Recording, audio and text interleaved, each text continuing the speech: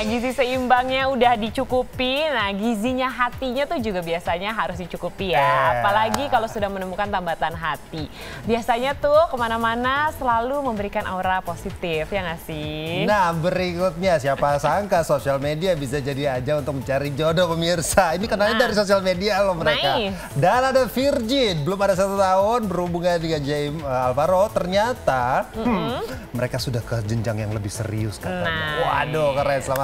Selamat ya, semoga dilancarkan semuanya. Amin. Ya. Karena katanya memang hubungannya udah serius nih, karena emang cocok banget, satu frekuensi dan nyambung banget. Kita pengen tahu nih kisahnya seperti apa, kita lihat yuk.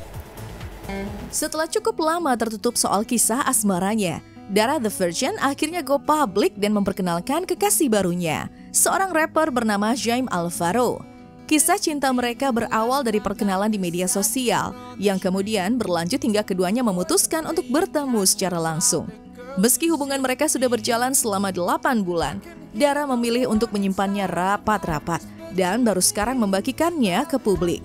Bukan sekedar main-main, Dara mengaku telah menjalin hubungan serius. Bahkan ia dan James sudah saling bertemu dengan keluarga masing-masing.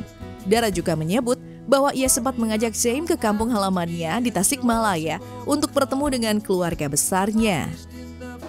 Kalau dari keluarga Neng Dara sih alhamdulillah baik. Dari keluarga aku juga baik-baik. Kalau mama sama papa sih nggak harus gini-gini nggak harus. Yang penting dia tuh ngeliat akunya gimana, maksudnya ke pasangan ya. Kalau misalkan mama sama papa ngeliat akunya seneng, terus juga lihat emailnya juga tanggung jawab kan. Terus juga kemarin pas ke Tasik kan udah ke Tasik.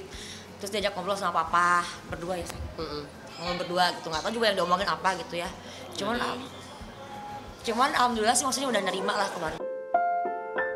8 bulan menjalin hubungan, Dara dan James mengaku semakin yakin satu sama lain. Keduanya merasa berada di satu frekuensi dalam banyak hal.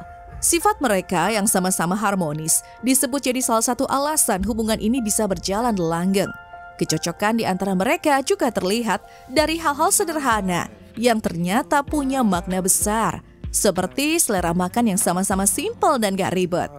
Dara mengungkap bahwa dirinya dan James sama-sama tidak terlalu pilih-pilih soal makanan. Bagi mereka, yang terpenting bukan seberapa mewah makanannya, melainkan momen kebersamaan saat menikmatinya. Dia orangnya humble sih, humble terus asik dan konyol.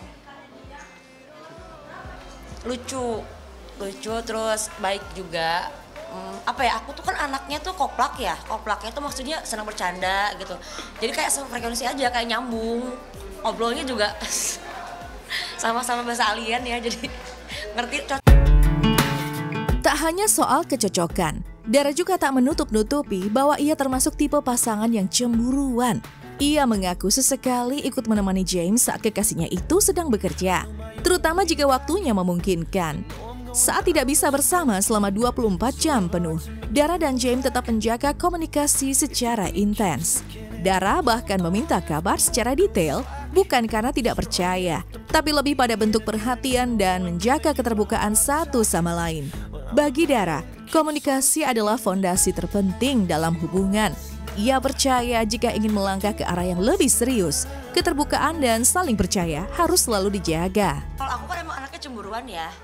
Aku emang cemburuan. Jadi kalau misalkan dia misalkan lagi nge-DJ, ada job DJ di klub-klub gitu, aku cuma bilang awas ya, jangan. Kalau misalkan aku nggak bisa ikut ya, jangan bantu. Kita kan nggak 24 jam bareng ya. Jadi kayak ya udah ibaratnya kayak ya udah komunikasi aja sih, jaga komunikasi. Di balik komunikasi yang kuat dan hubungan yang harmonis, Dara juga membagikan sisi lain dari hubungannya dengan James. Keduanya punya karakter yang cukup julid dan bukan tipe pasangan yang romantis seperti di film-film. Menurut Dara, mereka justru lebih sering saling meledek dan bercanda ketimbang bertukar kata-kata manis. James sendiri dikenal cukup jahil dan seringkali menggoda Dara hingga membuatnya ngambek kecil. Pasangan beda tuh nggak tahu, mungkin karena ngerasa sefrekuensi ya, jadinya tuh kayak nyambung aja, ngerti gak sih? Kalau misalkan ada sesuatu yang nyambung ya mau ngobrol apa juga masuk aja gitu. Pokoknya anaknya baik sih, yang pasti itu sih. Terus juga tanggung jawab dan itu nggak punya tipe harus lebih tua atau lebih muda. Aku yang penting ngeklik.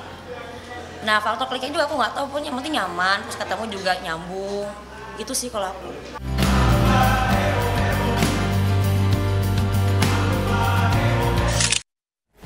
Nah, sepertinya tahun 2025 ini kata yang paling mujarab untuk sebuah hubungan adalah sefrekuensi.